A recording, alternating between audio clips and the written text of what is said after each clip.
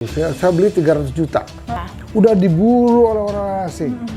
Ini umurnya mungkin 500 tahun. Wow.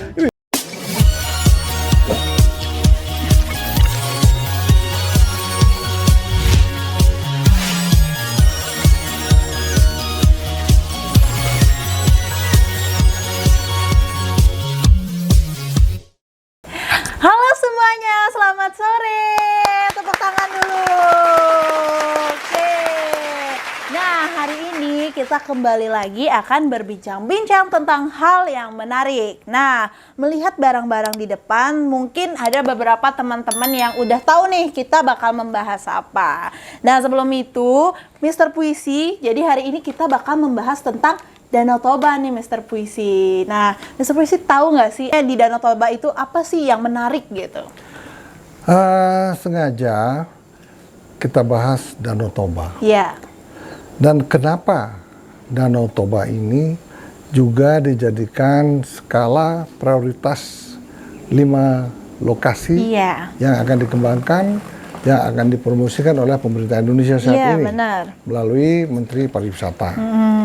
Saya yakin kenapa ini harus dikembangkan, karena budayanya. Oke. Ya, Danau Toba itu sebetulnya dari dulu sudah terkenal sekali. Iya. Waktu kita kecil udah tahu Danau Toba. Tetapi sayang, tidak ada yang merencanakan untuk pelestarian budaya secara besar-besaran. Iya. Ya, kenapa tidak sejak lama dibangun semacam culture center mengenai Danau suku Toba. Batak? Oh, suku Batak. Karena suku Batak ini adalah suku yang zaman dulu sangat primitif, yang ada di lingkungan Danau Toba. Nah, kenapa tidak dipromosikan melalui culture-nya, culture suku Bataknya? Nah, tidak ketinggalan. Tetapi selain untuk mempromosikan culture-nya mulai sekarang ini, diharapkan pemerintah itu membuat dan menyatukan museum-museum budaya di sana. Terutama museum-museum budaya orang Batak ini, suku Batak ini.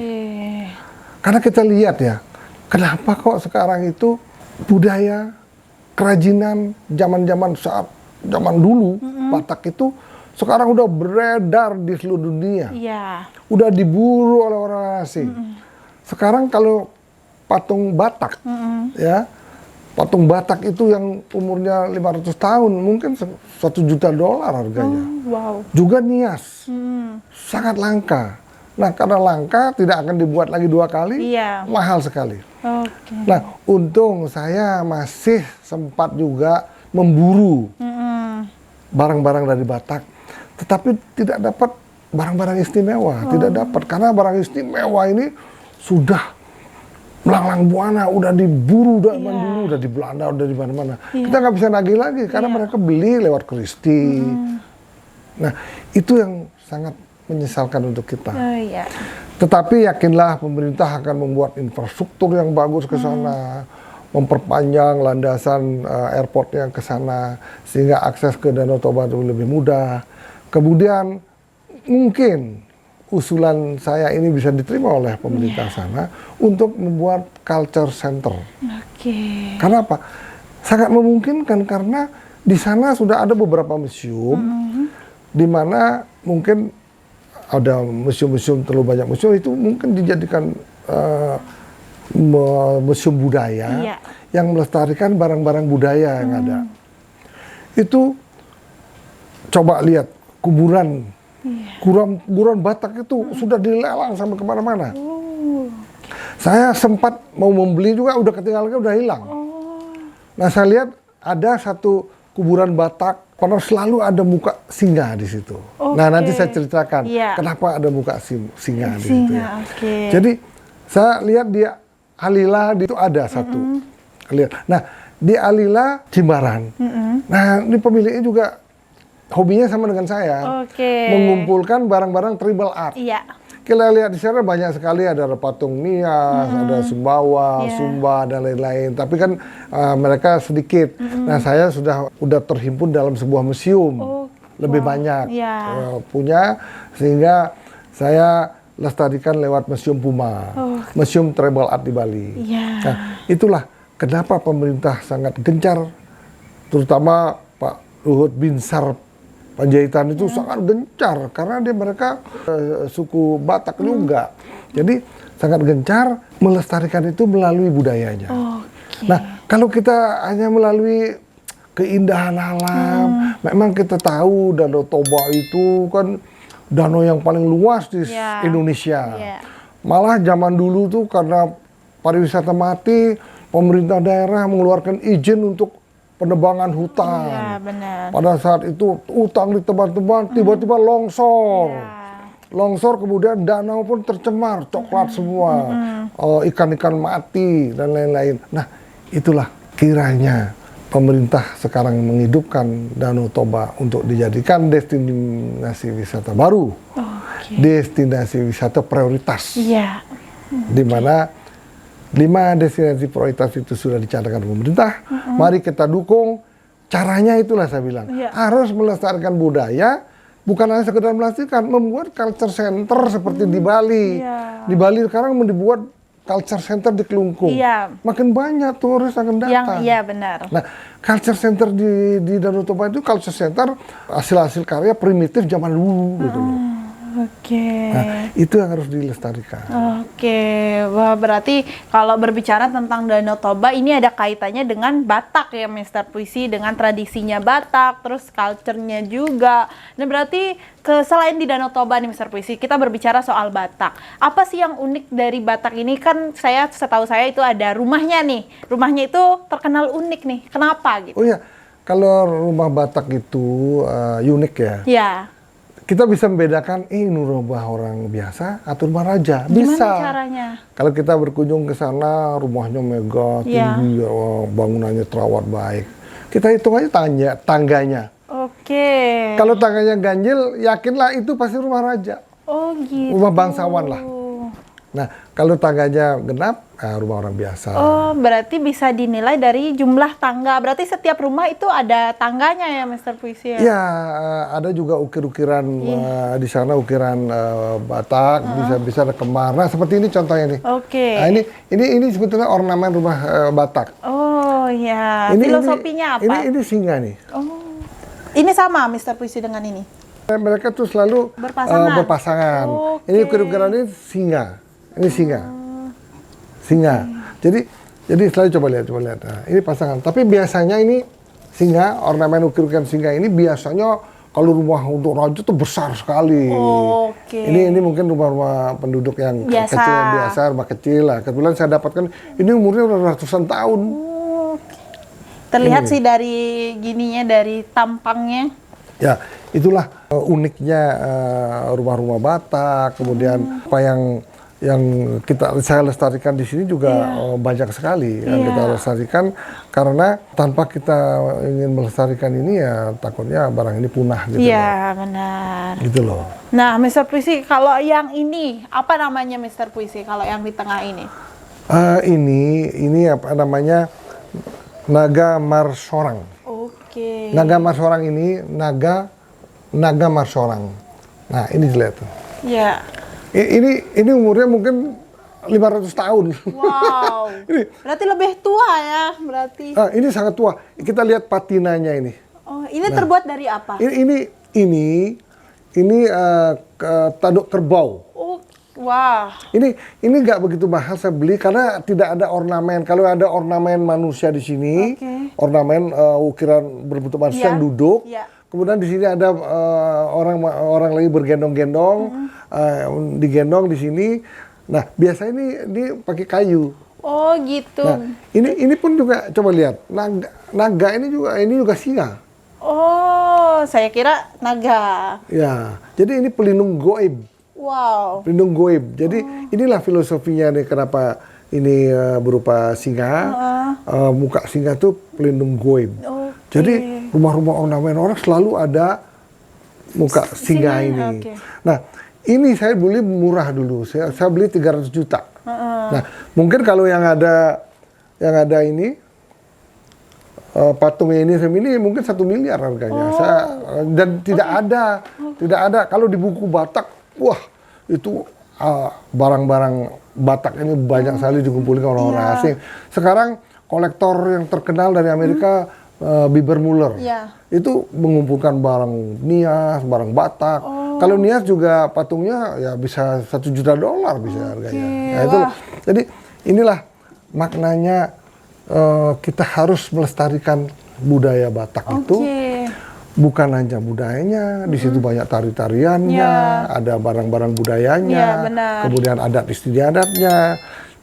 Coba, orang tidak tahu. Mungkin di Museum Nasional mungkin ada. Mungkin. Kayak buku Batak, di mana cari buku Batak? Tapi saya punya, ini umurnya udah mungkin 1000 tahun. Tapi saya nggak mau buka, ini takut hancur dia. Oh gitu, berarti ini nggak pernah kebuka sama sekali dari awal ya, Mr. Puisi? Ini saya nggak buka, karena kalau buka takut rusak. Ini di dalam ini ada lampiran kertas buku zaman dulu, tulisan Batak. Nah, isinya apa? Nah, itu isinya apa? Nah, isinya tuh semua peraturan adat istiadat Batak ada di sini. Peraturan, kemudian di sini ada juga ini mantra. Mantra-mantra zaman dulu tuh zaman primitif itu belum punya agama kan. Nah, sekarang udah Kristen. Nah, di sini banyak mantra-mantra zaman dulu, mantra-mantra untuk pengobatan. Bagaimana bisa kita pengobatan, kemudian bagaimana kita belajar bela diri. Mantra itu ada, kemudian ramuan-ramuan kesehatan, herbal dan lain-lain, semua ada di sini. Berarti memang tidak pernah dibuka ya, Mr. Puisi. Tapi kalau untuk membacanya pun hanya orang-orang asli Batak yang zaman dulu mungkin yang hanya bisa membaca. Ya kalau ini seperti adat istiadat Batak itu ada di sini, ada di sini semua. Nah ini, coba, saya dapatin ini. Ini sekarang harganya, berapa ini? Dulu belinya cuma 5 juta. Nah sekarang mungkin 500 juta saya nggak kasih. Karena saya pinjam dari museum saya. Berarti barang-barang ini Mr. Puisi ambil dari museum. Pinjam, besok kita kembalikan lagi. Karena ingin memberikan edukasi kepada masyarakat, kenapa Bali itu terkenal, karena barang-barang budayanya. Dia dikunjungi orang asing, terus orang asing mempromosikan.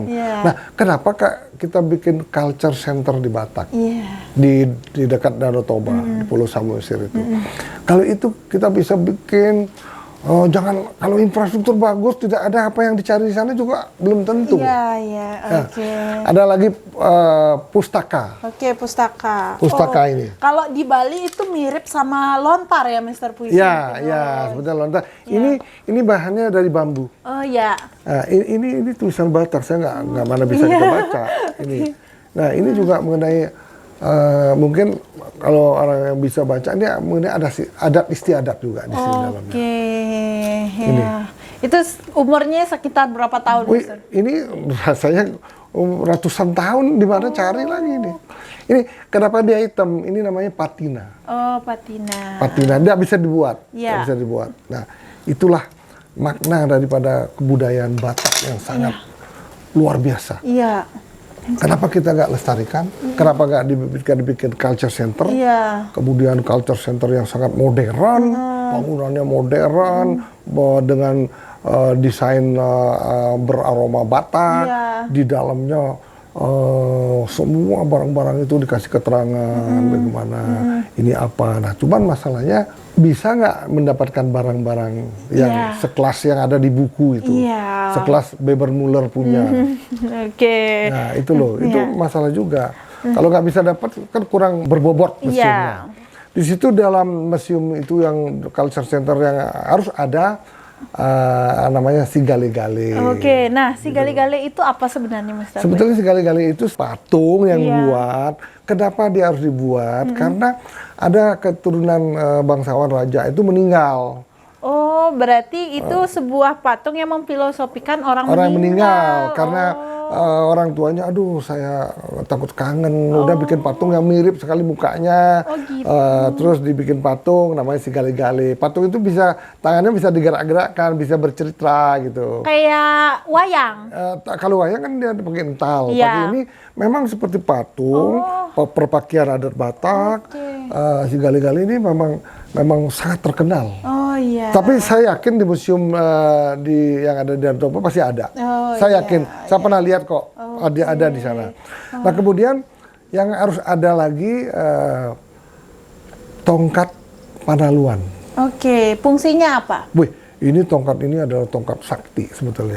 Ini milik raja zaman dulu ya. Ini tongkat ini raja selalu bawa ini dan harganya mungkin kalau yang umur 500 mungkin 5 miliar. Wow. Mungkin itu. Tapi maaf aja saya nggak punya tongkat ini. Saya nggak gitu. punya. Karena kita mencari udah ada di mana-mana. Mungkin udah ada di Belanda di mana dan nggak banyak. Nggak mungkin dong, masa ada raja 100, ada 100 tongkat, nggak mungkin dong. Gitu loh. Nah itu yang harus dilestarikan. Kalau kita bisa melestarikan itu dengan sebuah bangunan di Culture Center Batak, Culture Center Toba, melestarikan budaya Batak yang besar, tapi yang bagus. Nah, itu jadikan. Tapi sekarang sudah ada di Culture Center sudah ada, tapi berupa rumah-rumah Batak, tidak betul-betul tidak merupakan satu komplek yang ditata rapi sehingga bisa lebih bagus lagi gitu loh. Nah itu patung Panaluan ini, itu patung tongkat ini memang sangat terkenal sekali. Tongkatnya itu biasanya tuh ada rambutnya gitu ya, sangat terkenal sekali. Itu harus juga dilestarikan di sana. Wah berarti Mr. Puisi juga termasuk pencinta yang luar biasa ya, maksudnya bisa mengumpulkan ini apalagi udah sampai jadi museum gitu. Sudah lama, kita 30 tahun yang lalu. Waktu saya mahasiswa pun saya sering bikin pameran, bikin apa, tapi waktu itu belum mengerti. Akhirnya saya sering lihat baca di Christie dan lain-lain, akhirnya saya pengen melestarikan bukan lukisan aja, justru lukisan sekarang nih tidak begitu menguntungkan lagi. Orang zaman sekarang dalam milenial ini tidak ada orang membeli lukisan, itu sulit. Benar. Jadi saya juga ya jangan menyesal lah, kita lestarikan, kita punya banyak lukisan, nilai tambahnya nggak ada, nggak apa-apa. Oke, nah Mr. Puisi ini kita balik lagi nih ke Danau Toba. Jadi dari dulu itu saya sering banget nonton sebuah legenda tuh Mr. Puisi. Legenda yang menceritakan seekor ikan mas tuh Mr. Puisi tahu nggak sih sebenarnya filosofi dari ikan mas yang ada di Danau Toba tuh sebenarnya apa gitu? Karena kalau di film-film itu kan udah diopinikan gitu. Jadi itu mitos. Oh itu mitos, berarti bukan kenyataan ya? Oh enggak kenyataan, mitos banyak mitos-mitos yang ada zaman dulu banyak. Itu ada katanya sebuah ikan mas besar. Itu mereka sangat ditangkap, mereka bisa bicara ternyata. Dia bilang, halo maafkan saya ikan mas besar yang betul-betul ingin sangat dilindungi. Loh, kenapa kamu bisa bicara? Itulah saya, walaupun saya berbentuk ikan, sebetulnya saya seorang wanita cantik sekali. Saya minta dulu, akhirnya ya nggak diapa-apain. Jadi dilepas lagi dia. Nah itu mitos. Jadi dengan adanya mitos itu mungkin bisa difilosofikan bahwa harus menjaga lingkungan Danau Toba itu ya Mr. Puisi ya. Harus melestarikan. Kayak itu gitu. Jangan sembarangan. Jaring-jaring ikan sudah mengotori dan lain-lain. Nah, mudah-mudahan saran saya ini untuk bagaimana caranya mengembangkan sebuah pariwisata seperti di Bali. Itu yang harus dikembangkan adalah budayanya. Lain halnya di Bajo, beda. Bajo itu sebetulnya dia bisa dikenal dan terkenal sekali sekarang karena apa? Karena Pulau Komodonya. Jadi wisata untuk lihat Pulau Komodo, lihat Komodo. Tetapi sesungguhnya di Bajo itu adalah bagian dari NTT Flores itu ya. Dan di Flores ini juga sangat terkenal budayanya juga. Dan saya juga banyak melestarikan di museum saya. Patung Anadeo, kemudian yang namanya batang yang umurnya ratusan tahun, kemudian bercabang dua itu disembah juga di sana. Anadio juga disembah. Ada namanya Anadio untuk di luar, ada juga Anadio untuk di dalam rumah. Semua juga dilestarikan di museum saya. Oke, wah berarti memang kalau berbicara tentang tradisi tidak ada habisnya ya Mr. Puisi, tentang budaya di Indonesia juga nggak ada habisnya gitu. Jadi mungkin next kita bisa bicarain soal Bajo itu Mr. Puisi. Ya perlu kita bicarakan bahwa jangan hanya kita membuat sarana jeti, kapal dan lain menuju ke kawasan Pulau Komodo. Jangan. Ya kenapa nggak juga dibikin culture centernya? Masyarakat Flores yang begitu primitif zaman dulu. Nah, itu juga harus ada culture center yang melestarikan budaya masyarakat di sana. Karena di situ juga tenun-tenunnya luar biasa. Di Sumba juga luar biasa tenunnya. Tari-tariannya tradisional juga luar biasa. Nah, kalau kita bisa tidak hanya mengembangkan pariwisata lewat Pulau Komodo saja di sana, misalnya lewat culture-nya mungkin lebih bagus. Seperti yang kita sarankan juga di Danau Toba itu. Gitu loh. Ya, berarti tanpa culture masyarakat luar tidak akan datang.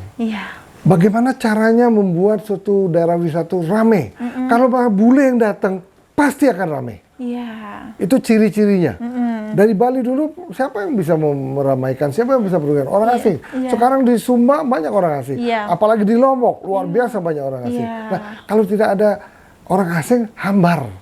Benar. Contohnya komunitas sekarang di Canggu itu orang asing semua. Kenapa bisa hebat?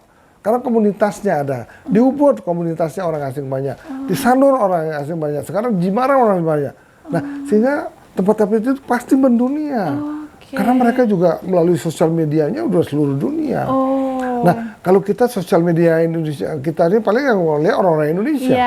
Nah, tapi kalau orang asing itu sosial medianya orang asing yang melihat. Benar. Berarti memperkenalkan budaya, culture itu juga dari yang namanya sosial media ya Mr. Puisi. Dan tentunya tanpa adanya orang asing pun belum tentu kita bisa mengenalkan seluas itu gitu. Jangan menghayal. Jangan banyak bercerita kalau tidak ada orang asing di negerimu. Peliharalah budayamu. Lestarikanlah budayamu melalui culture center. Ketika itu udah lestari, mereka akan berduyun-duyun datang ke tempat kita. Saat itulah orang asing akan mempromosikan tempat itu karena dia mencintai budaya kita. Seperti dia mencintai budayanya sendiri. Tepuk tangan dulu buat Mr. Puisi. Nah, Mr. Puisi, kita udah banyak nih berbicara soal Danau Toba dan tentunya ada juga Batak yang berhubungan dekat dengan Danau Toba. Nah, banyak juga kita udah mengenal juga peninggalan-peninggalannya Mr. Puisi dari Batak itu sendiri, dan udah dijelasin ini untuk apa, ini untuk apa. Semoga teman-teman di rumah yang nonton itu dapat ilmu baru ya Mr. Puisi dengan adanya barang-barang ini. Nah, Mr. Puisi, seperti biasa nih kita mau minta puisi. Gimana, siap nggak kalau dimintain puisi? Siap. Siap. Selalu siap. Nah, terima kasih. Jadi seperti biasa, dan ini kita udah berbeda, jadi kita tidak memberikan judul secara langsung biar tidak dikira udah dikasih tahu Mr. Puisi. Jadi sekarang Mr. Puisi ambil sendiri judulnya. Berapa jumlah judul di sini? 100. Ada 100 judul. Saya ambil 1 apa 2? 1. Oke. Kalau mau 2 nggak apa-apa. Enggak, nanti kurang, ya bagusnya biar kusuk. Nah, kita harus ambil 1 ya. Diambil 1. Waduh, banyak ini. Ada 100 judul Mr. 100 Puisi. judul. Semoga saya dapat judul yang mudah, gampang dibuat puisinya, dan judul yang bermakna. Semoga. Semoga. Kita nggak pernah tahu ya. Kita para pemirsa, saya buka judul apakah yang saya mau diberikan. Wah, rindu. Ini rindu. Dengan doa yang sangat dalam dapatnya rindu ya. Rindu. Oh, judul rindu ya. Wah, rindu dengan siapa ya? Ayo, itu yang menjadi tanda tanya. Rindu ya? Iya.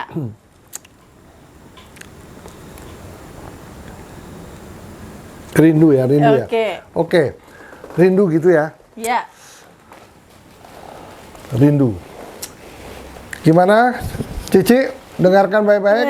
Ini siapa yang buat nih? Cici apa siapa nih rindu? Oke, siapa yang membuat tim yang Rindu membuat ya. tim? Ini judulnya Rindu ya. Rindu.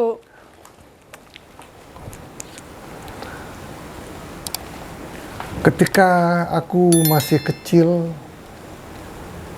beranjak dewasa, aku mengenal seorang remaja cantik, baik hati, selalu memberikan aku nasihat.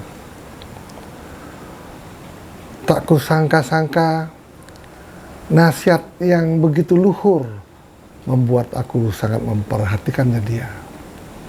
Setelah aku terbang ke Jakarta, sudah dewasa, aku tak mampu untuk melupakan dia. Aku mendapatkan seorang wanita di Jakarta, akhirnya menjadi istri yang melahirkan seorang anak. Ketika istri aku tuh begitu galak, begitu sadis, sering memaki-maki aku. Saat itulah aku rindu dengan wanita cantik waktu kita di desa. Dia wanita penuh makna dan penuh inspirasi. Karena dialah menasihati aku, sehingga aku menjadi orang yang baik. Oke. Wah. Nah, ini masih ada, ya berarti karena dikurang satu, ada 99 judul lagi Mister Puisi yang harus Mister Puisi bedah. Jadi rindu ya, ketika kita waktu kecil, kita menemukan seseorang yang baik, masih tulus dan bisa menasihati kita. Setelah kita dewasa, mendapatkan cewek ataupun istri yang galak gitu loh. Ya akhirnya karena dia galak, kita merindukan yang dulu yang begitu baiknya. Nah itu loh, itu kan nggak tahu tiba-tiba keluar kayak begitu. Iya, wah. Gitu. Nah, oke, Mister Puisi terima kasih. Jadi kita udah membahas banyak banget hal hari ini. Dan jangan lupa like, comment, dan subscribe channelnya Mister Puisi. Nanti kita bakal kembali lagi membahas topik-topik yang luar biasa. Bye-bye semuanya, terima kasih.